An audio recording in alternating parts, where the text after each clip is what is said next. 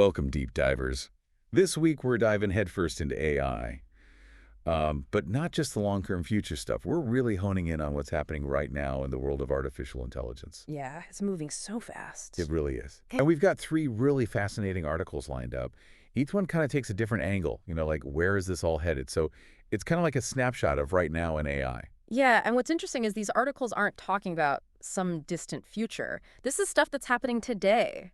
It's really remarkable how quickly AI is evolving. Exactly. And our first article dives into a really interesting perspective. It's by the CEO of Anthropic, which, if you don't know Anthropic, they're a pretty major player in the AI world. And you might think, okay, a tech CEO writing about AI, they're going to be all about, look at all the amazing things our AI can do. But this article really surprised me. It actually focuses more on the potential benefits of really powerful AI.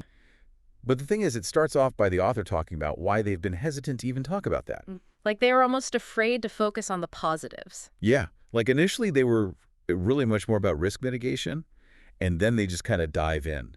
They were even a little worried about sounding like they were, trying to sell something, like being too optimistic. Right. But then they get into it, and wow, it's really something. They talk about this potential for AI to solve some of humanity's biggest challenges.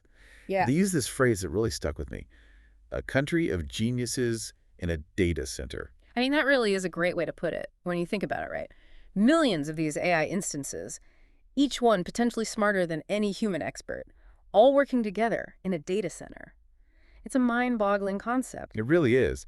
But you know what I appreciate about this article is it doesn't just shy away from the challenges, too. Like one concept they talked about that really stuck with me was this idea of marginal returns to intelligence. You've ever heard of that? Yeah, it's an interesting concept. Essentially, it means that even with super intelligent AI, it's not like we're suddenly going to have solutions to every problem overnight. Right. Think of it like this.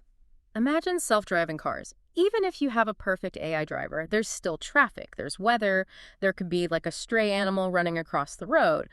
All these real-world factors can still slow things down, right? It's not just about how smart the AI is, it's about everything else too. That's a great point. It's like the AI might be a genius, but it still has to operate within the real world. Exactly. And the article goes on to talk about 5 key areas where AI could have a really big impact. Things like biology and health, neuroscience, economics, even peace and governance. And of course, the future of work, which we're all thinking about. It's like almost every aspect of our lives could be touched by this. It really is. And for example, think about healthcare. Imagine a world where AI could personalize your medical treatment based on your unique genetic makeup. That would be incredible. Right. Treatments could be way more effective, and side effects could be minimized. The article actually specifically mentions AI's potential to help us develop new treatments for major diseases, like even curing cancer. And they even talk about potentially slowing down aging itself. Wow. Okay, that is both exhilarating and a little bit daunting at the same time. I know, right? But I guess that's the thing with AI, isn't it? Yeah. It has the power to be incredibly beneficial. But there are also potential risks that we can't ignore. Absolutely.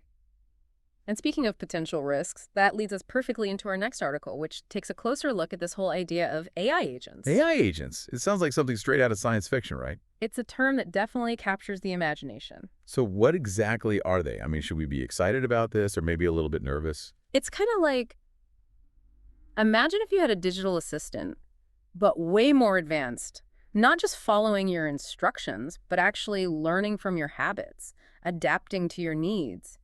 Like, if your assistant could not only manage your schedule, but even anticipate what you need before you even asked, right? It's like a super smart assistant for your entire digital life. Okay, so it's like it can make decisions on its own, not just follow a set of pre-programmed rules. Exactly, that's the idea, and that's what makes it so potentially revolutionary. So I get that it sounds really cool and all that. Yeah. But why are these big tech companies like Microsoft and Google suddenly so interested in this? The article makes it sound like they're all in on AI agents. Well, a lot of it comes down to money, right? Like, how do they actually make money from this incredible AI technology they're building? Yeah, that makes sense. AI agents could totally change how we interact with technology online, right? Everything from shopping to booking flights to even managing our finances could become way faster, way more efficient. And they're betting that people will pay for that kind of seamless, personalized experience. It's like having a personal assistant, but for everything you do online. Mm-hmm. That's pretty impressive when you put it like that. Yeah. And it actually ties back to what we were talking about earlier about the potential of really powerful AI. Are these AI agents maybe the first step towards those geniuses in a data center? Oh, interesting. So like these smaller, more specific AI could eventually lead to those larger, more general AI that can solve those really complex problems. Exactly. It's like a stepping stone. And the article even talks about how OpenAI, they tried to create an AI agent that could order strawberries over the phone. Yeah, I remember reading about that. How'd that go? Didn't it not work out exactly as planned? Well, yeah, the demo didn't exactly go perfectly, Right. which actually I think kind of highlights both how amazing this technology is and also how far it still has to go. Oh, so. Well, think about it, right? An AI that can understand what you're saying, navigate through those automated phone menus, and actually attempt to place an order, all without being specifically programmed for that exact task. That's huge. But then on the other hand, it couldn't even order a simple thing like strawberries. This is like Eh, still a work in progress. definitely. And it kind of makes you think, if it can't get something like that right, what happens when we start giving these AI agents more responsibility? Like, what about tasks that are more complex, more sensitive? Yeah, that's a good point. Yeah. What happens when the stakes are higher than just a strawberry delivery? That's kind of, I don't know, a little scary, to be honest. And the article brings up some valid concerns about that, right? Right. Like, what if these AI agents get used to manipulate people or spread misinformation? Or what if they're accidentally programmed with biases that lead to unfair or even harmful outcomes? It's a lot to consider, especially since it seems like AI is advancing so quickly. It is. But those are exactly the kind of conversations we need to be having right now. Because AI is only going to become more powerful, more integrated into our lives. And that means we need to be really thoughtful about how we develop it, how we use it. Absolutely. And speaking of AI and its impact on our lives, our next article takes a look at how this technology is already changing the job market in some pretty surprising ways. Okay, this next article, I read about this and I was like, what? This is really happening. Yeah, it's definitely an attention grabber. It's about this person who used AI to apply for, like, get this, almost 3,000 jobs. 2,843 to be exact. It's kind of mind-blowing, It right? really is. I mean, how is that even possible? Well, it shows how quickly AI is changing the whole job hunting game. Like we're talking about a whole different ball game now. So how does it even work? Like, what can this AI tool do that a real person can't? Imagine this. You have this digital assistant, right? But it's working on your job hunt 24/7, never sleeps. It's searching job boards, finding the best matches for you. Then it takes it even further, like way further. It actually tailors your resume and cover letter to each specific job description. No way. So it's not just like a generic resume and cover letter. It customizes them for each job. Exactly. And some of these tools, they can even help you personalize your answers to common interview questions. Wow, that's kind of crazy. But the article mentioned something about optimizing keywords. What does that even mean? Okay, so a lot of companies now, they use these things called applicant tracking systems, ATS for short. Okay, and what do those do? They're basically algorithms that scan your resume for certain keywords, right? The keywords that match the job requirements. Ah, I see. So it's like a robot gatekeeper? Exactly. And if you don't have the right keywords, your resume might never even be seen by a human.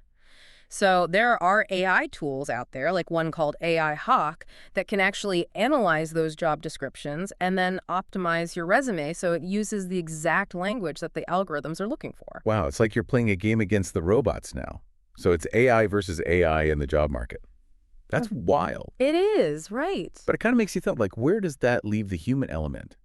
If companies are using AI to screen applicants, and now people are using AI to apply, what's the point of even having a human recruiter? That's a huge question, and I think it gets to the heart of a lot of the anxiety people have about AI, right? Like, is it going to replace our jobs? And the truth is, it probably will for some jobs. Right. But the article, it did make me think. The article points out that a lot of companies, maybe even most companies, are already using some form of AI in their hiring. So you could argue that if you're not using AI to help you apply, you're already at a disadvantage. That's like everyone else has a head start. Exactly. And that's why we have to be aware of this stuff, right? Educate ourselves about how these technologies work, how they're changing the game. Ignoring it won't make it go away. So it sounds like you're saying, like, don't bury your head in the sand, be proactive. Exactly. Okay, so for our listeners out there who might be thinking, should I be using one of these AI job tools? What's the takeaway here? It's a personal choice, right?